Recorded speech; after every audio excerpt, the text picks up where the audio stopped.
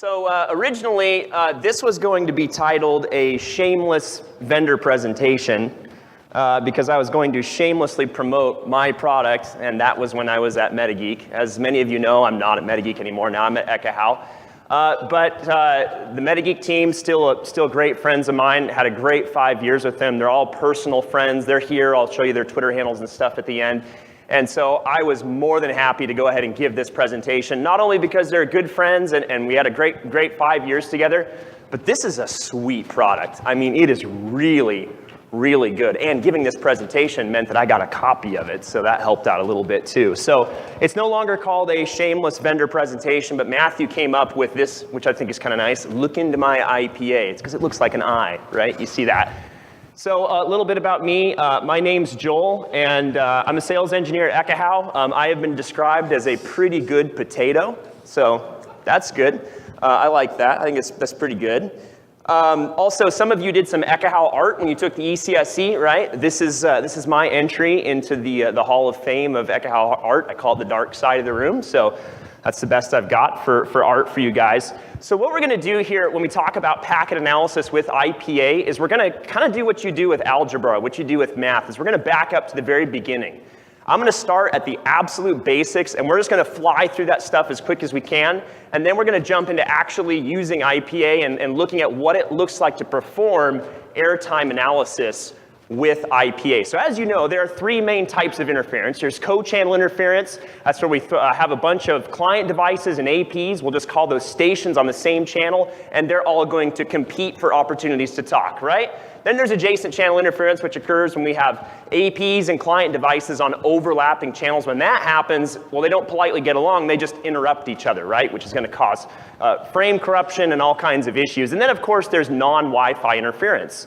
Things like cordless phones, wireless video cameras, microwave ovens. In the 5 gigahertz band, we're seeing some fun stuff now, like 5 gigahertz drone cameras and things like that. So there's some fun stuff starting to, I say fun, because I enjoy interference. Most of you probably don't, right? I'm kind of backwards in that way. But we're starting to see some of these things, even up in the 5 gigahertz band, that when they get on a channel, they just get on a channel. They don't care. They do not care what's already transmitting there. They just start talking. And when that happens, a Wi-Fi device can't transmit. It can't do anything. Remember, the most important thing to understand about Wi-Fi is that on any given channel at any given time, only one device can talk. So let's say that we've got an access point here, and it needs to talk. The first thing it's going to do is it's going to do a clear channel assessment, right? It's just going to listen to see if there's anything on the channel. And if there's nothing there, if it has an opportunity, it'll take that opportunity to transmit some data. On the other side, the laptop will receive that data, and it'll go, oh, let's take a look at it and see if it's legit. And it looks at it with the magnifying glass. And if it's good, it'll go, yep, check, I understood that data, and it's going to reply with an acknowledgement. Now, there's a couple of things that can go wrong here. Let's say that the access point transmits the data, but the data just never quite makes it to the laptop, right? It never quite makes it there. When that happens, the access point's not going to hear an acknowledgement, right? We're not going to transmit acknowledgement, so the access point's just going to start going, well, okay, I never heard anything back from the laptop, so it must not have received the data frame. So it's going to transmit that data again and again and again. It's going to keep trying to get that data through to the laptop. I like to think that Wi-Fi is a lot like my 3-year-old daughter in this way. I've got 3 daughters. The oldest is 6, the youngest is 3, and they've all gone through this stage where they have lots of questions, right? And so let's say that she's an access point for a second. Let's see what it's like when we compare her to an AP or to a client. It doesn't really matter. This can go in either direction, right? If I'm sitting on the couch and I'm reading a book or something like that, and she says something to me and I don't answer, what's she going to do? She's going to retransmit, right? And she's going to retransmit again and again and again and again and again until finally something makes it through to me. And I go, oh, yep, check. And I give her some kind of acknowledgement, right? So if you've, I don't know, if you've ever had kids or if you've ever been around kids or maybe you've just seen some kids from a distance, you know that they're like Wi-Fi in this way. They are just like Wi-Fi devices. The big takeaway from this is that on any given channel at any given time, one device talks, right? We hear vendors out there that say, oh, well, my access point supports 500 clients or 1,000 clients, right? It's not really about what the AP supports, right? We've got enough processing power, we've got enough RAM. That's not what it's really about anymore. It's about the channel. What can we support on the channel? So let's say that we've got an Android phone here, and it's transmitting something to this access point. While that transmission is occurring, everything on the channel has to basically shut up and be quiet. On any given channel, at any given time, one device talks. One device talks at a time. So how do we see what's going on in the spectrum? Well, here's a couple of traditional ways of doing it. One is with a Wi-Fi scanner. A Wi-Fi scanner just uses a plain old normal Wi-Fi adapter to scan for wireless networks. And that's nice because we could see some pretty interesting pieces of information. Like we can see there's a couple of APs on this channel. We can see there's some co-channel interference here. We can get some good pieces of information out of that. But when we get spectrum analysis, that's when we really kind of ramp up what we can see in the air, right? There's a couple more really, really critical pieces of information that we get with spectrum analysis. The first one is that we can see interference from non-802.11 devices. The cordless phones, the video cameras, all that stuff. We can see anything that chirps in the spectrum, right? We can also see 802.11 channel congestion, right?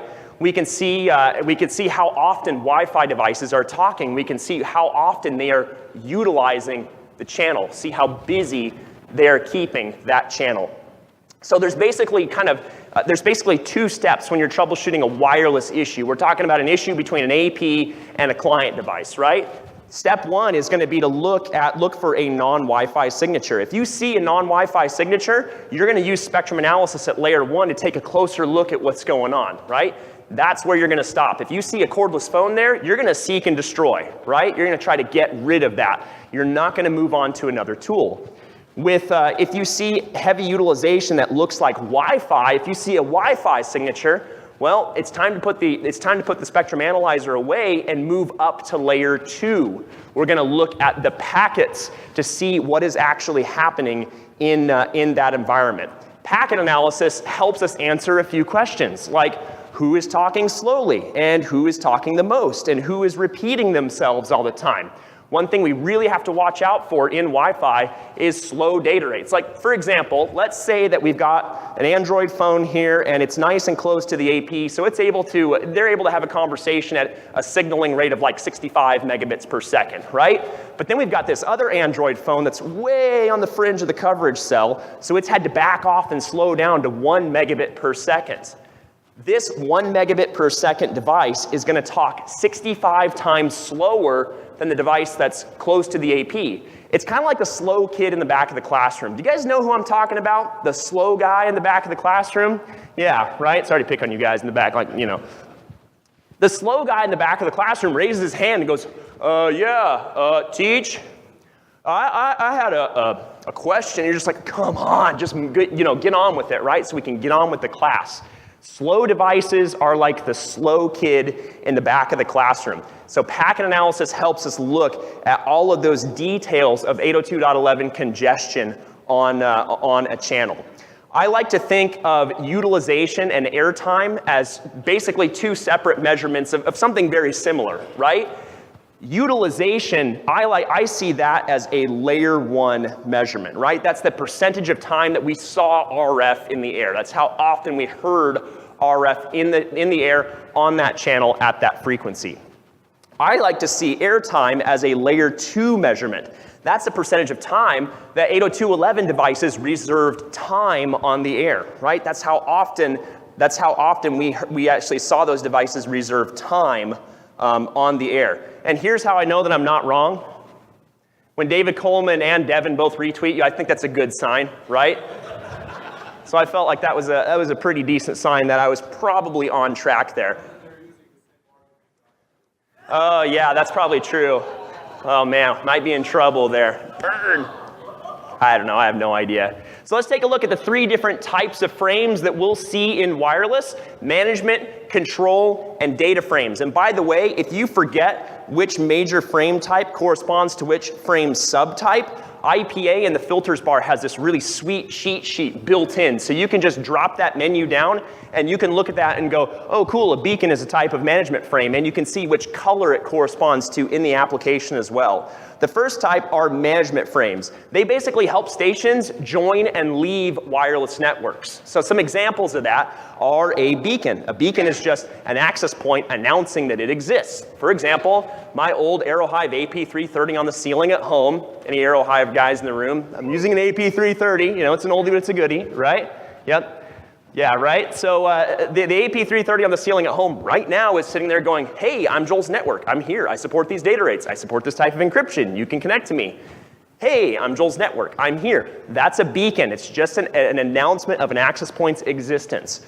I like to think of a probe as kind of the opposite of a beacon. That's when my device looks for familiar networks. So it might, you know, maybe as I'm walking down the street or something, it might be going, hey, Joel's Network, are you there? Hey, Joel's Network, are you there? And it'll move on to the next device in the list looking for familiar networks.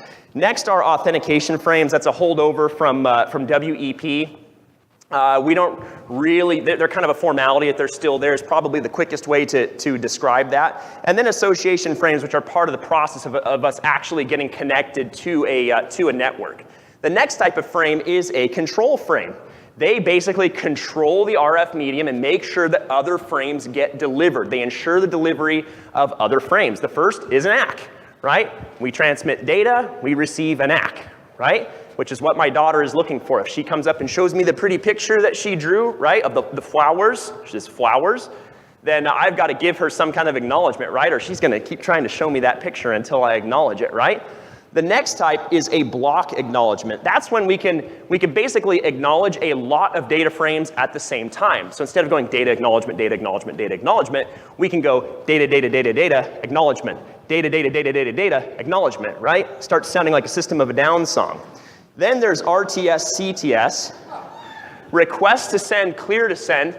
We actually, back when I was at MetaGeek, we actually had a great example of RTS, CTS happen in the office at MetaGeek. It was, this was pretty fun. So I'm gonna just draw a little picture up here in the corner. So this was the layout of the floor plan at MetaGeek. And down here, we kind of had this kitchen right here, right? Ryan, you remember the kitchen, right? And up here, kind of where control is, we had Rich. He's our grumpy IT guy, or was the grumpy IT guy at MetaGeek. And he's still there. I'm not, but he is. So Rich was sitting at his desk, and I was standing. I'm going to draw some stick figures here. Rich was standing in the doorway I was staying in the doorway between the two rooms, and then Lael was standing over here at the kitchen sink, right? And so all of a sudden, they both started talking to me at the exact same time, and I had to go, whoa, whoa, whoa, whoa, whoa, whoa, whoa, Rich, Lael, hang on, guys. Both of you are talking to me at the same time. That is an example of a hidden node problem. If I'm the AP and they're the clients, they can't hear each other, but I can hear them. And so they both interrupted each other, and I couldn't decode any of the frames from them, right? I couldn't understand what they were trying to say. And so I had to go, whoa, whoa, whoa, Rich, Lael, hang on a second, one at a time. If we'd been using RTS, CTS, here's what the conversation would have looked like. Lael would have said, hey, Joel, can I ask you a question? I would have said, yes, Lael, you may ask me a question. And then Rich would have known, oh, Joel's already talking to somebody, so I need to back off for a minute, right? That's RTS, CTS in action. The third frame type is data frames. This is the actual data on the network. These are the only thing that carry any data that makes it on to the wired side of the network. This is the whole reason why we have wireless networks. The three are, of course, a data frame. And then a quality of service data frame where we attach some kind of priority to a frame so we can do things like deliver voice over IP frames first and let the Facebook page wait a little bit longer to load, right? Because that doesn't need to be delivered as quickly. And then there's null data frames. Those are for things like power save polls. They're not actually a data frame, but here they are. They kind of got shoved into this category. So those are three main types of frames. The next thing I want to talk about is how devices determine who is going to get to talk next on the air. Now, I'm going to streamline this just a little bit for the sake of time, but watch closely, okay? Because this one can be a little bit tough to follow. So let's say that over here we have 6 stations. A station can be either an access point or a client. It doesn't matter. It's just one of those 2 things, right? And then we've got time moving in this direction, so we can see what happens over time. So let's start out down here. It looks like station 5 is just finishing up sending some data, and then there's a short interframe spacing, basically just a little breath, a little break in the air, and then station 5 is going to transmit its acknowledgement to say, okay, yep, got your data, we're done. And now they are done with their transmission. Now, station 4 and station 2 have both been watching the channel, waiting for an opportunity to talk, and they see one. They see a diffs. They both see this little slice of time where nothing happens, and that's a signal to both of them like, ooh, there's an opportunity. I might be able to transmit here. When that happens, in their own heads, they're each going to pick a number. They're each going to roll the dice and pick a number. So station 2 is going to pick a 7, and station 4 is going to pick a 9, and they're each in their own heads going to count in unison. 1, 2, 3, 4, 5, 6, 7. And when station 2 hits 7, when it counts up to 7, it'll go, sweet, I counted to 7 and nothing talked. It's my turn to talk. So it's going to transmit its RTS, its request to send. Meanwhile, station 4 went 1, 2, 3, 4, 5, 6, 7, 8. Oh, it's not my turn to talk. So it's going to back off. It's going to defer to the other client and wait for an opportunity to talk. I'm simplifying a little bit, but that is kind of the gist of how it works. So when station 2 transmits its RTS, it signals to everything else in the channel, hey guys, we're going to talk. So we're going to reserve some time on the air. Station 1 is going to transmit a clear to send, and that's going to let these guys know, hey guys, everybody synchronize your watches for this much time because I am reserving this much time on the air for this conversation. So now we're going to go ahead. Station 2 is going to transmit its data. Station 1 is going to reply with an acknowledgement, and we're done. We've used up our slice of time that we reserved on the air to talk. Now, you remember how Station 4 tried to get an opportunity to talk, didn't make it? Well, he only had 2 back-off slots remaining, so now he only has to count to 2. Now, it doesn't guarantee him access to the medium, but he's got a way better shot now than he did before. So he'll count 1, 2, okay, cool. Nothing started talking, so it's my turn to talk. So it'll go ahead and transmit its data, which will cause Station 2 to defer, and then Station 3 will send the acknowledgement, and we're done. So that's what the airtime arbitration process looks like. But how do we visualize this? How do we see what's going on? Now, Wireshark is one of my favorite tools ever. It's awesome. In fact, tomorrow I'm going to do a little 10 talk about how to put some cool coloring rules in Wireshark. Pretty simple 10 talk, but it should be some fun. The problem with Wireshark is it's really difficult to visualize airtime usage. What is actually happening on the air? Who is talking fast? Who is talking slow? Who's repeating themselves? And that's where IPA comes in. With IPA, we basically get a multi-layered pie chart that shows us how often everything talked. So let's take a look at what these multi-layered pie charts look like.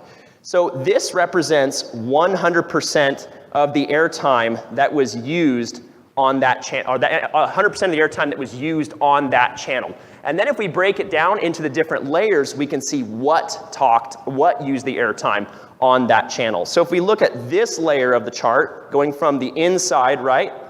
The inside layer is our network. Now, a network can be composed of many, many access points, as you know. And if you've got more than one AP on a channel that can hear each other, that's, you may have a problem there, right? That might be a bad thing. So we can show multiple APs nested above this network layer. Now, if we go one more layer out, now we're looking at the individual access points. So here's an access point, and here's an access point, and you can see that this access point right here, this particular access point used up about half of the total amount of airtime on the channel during this packet capture. So we can see that it used up half the time.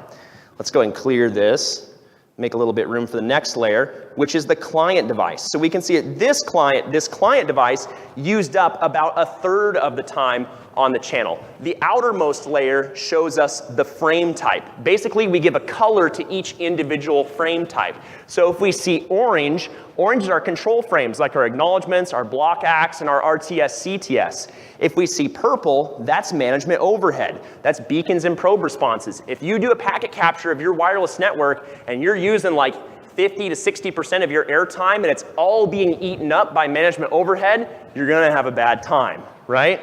If we see blue, that's a really good thing because that's actual data. That's actual time that we spent moving data across the network. So let's go ahead and do a demo. So what I'm going to do is I'm just going to fire up AirTool by our good friend Adrian, and I'm just going to go ahead and perform a packet capture.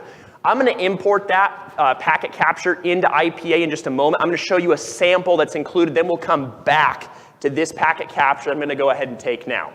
So I'm just going to do a capture on channel 6. 2.4 gigahertz is usually kind of interesting because there's just like a ton of management overhead and there's a ton of retries and everything's just a big mess in the 2.4 gigahertz band. So we've got a 2 megabyte capture file, so I'll stop it. And of course, we won't use Wireshark today. Don't worry, we will come back to that. So then in my Windows VM, we've got that file that AirTool made on the desktop, and we're going to come back to that in just a minute. First, I'm going to open up this sample packet capture that's included with IPA, and I really like this one because it shows a pretty neat demo that a vendor was doing at a trade show. Now, as we all know, trade show Wi-Fi is usually a huge mess, right? But there was a vendor who was streaming video to 100 iPads concurrently on a trade show floor. And we thought, that's kind of cool. Let's see how they're doing it. So we got a packet capture to show. So if we look at the innermost layer, we can see the SSID of this is iPad Demo 6. That's the name of the network. Now there's a couple of really narrow slices here. There's a little guy in there called Voice WLAN 2, hardly used any airtime at all. And then there's one there, I can just barely see it. HP Blogger N is in there as well. Didn't hardly use up any airtime at all. If we look on this network, we only heard one AP, and that's a really good thing. That means they're not trying to stack up multiple APs on the same channel. So we know that they're being efficient in that way. If we move one more layer out, we can see all these individual Apple devices. I'm going to say those are probably the iPads, right? I know, I'm real bright. I can really see what's going on here. So we could see all these Apple devices and how much airtime each one of them used. Now up above, this view up here is called the airtime over time graph. This basically shows us how much airtime we consumed throughout the packet capture, and the vertical axis basically gives us a percentage of how much airtime was used. So we can see on this channel that we had a portion where we were using 100% of the airtime, and then we kind of fell into these two troughs here. We had a couple of spikes where we used some airtime, and then we fell back off and didn't use a whole lot of airtime. There's a few gaps there. So that's nice to see what happened over the full capture. The next thing we can do is we can actually drill down into these pie charts by clicking on them. So for example, if we click on the access point, so we're down in the access point layer now, we could see that this access point was responsible for pretty much everything that happened on the channel. So let's go another layer down. So let's go take a look at one of the client devices. Now, the airtime over time graph highlights in green where the selected device consumed airtime. So we zoom in a little bit here so you guys in the back can see it. We can see that this client device used a bunch of airtime in that point in time. If we back out and select a different client device, we can see this client used some airtime there. Let's go look at the next one, see where it used airtime. This one used its airtime here. So one thing that I'm noticing here is that none of these iPads were trying to buffer video at the same time. They all buffered video at separate times, and I think that's a big part of how they were able to stream video to 100 iPads concurrently on a trade show floor at the same time. Another thing that I'm noticing about all of these client devices is that they're able to maintain pretty fast data rates. If we look, about 25% of the time, we're able to maintain 24 megabits per second. About 18% of the time, we hit 52 megabits per second, and then 30% of the time, we were able to hit 58 megabits per second. So we're getting on the channel and getting off the channel very, very quickly, having a nice, efficient conversation. The other thing that I'm noticing is that we're spending most of our time transmitting QoS data frames. That's most of what we're doing here. There's just a little slice of time here that's tied up in management overhead, namely in block acknowledgements, RTS, CTS, and some normal good old acknowledgements.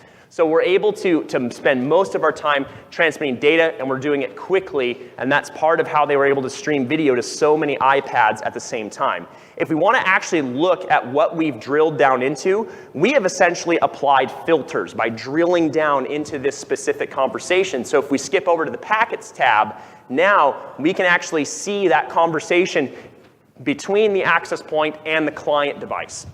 So for example, if you look right here, we could see that we had some data and then an ACK, and then we had a bunch of data, and then we had a block acknowledgement, and then a request to send and a clear to send, and the whole thing starts over again. So you can see that conversation unfolding as the packet capture progresses. So now, just for fun, let's open up that packet capture that we grabbed earlier, and let's take a look at what's going on in the air right now. I have no idea what's going to happen.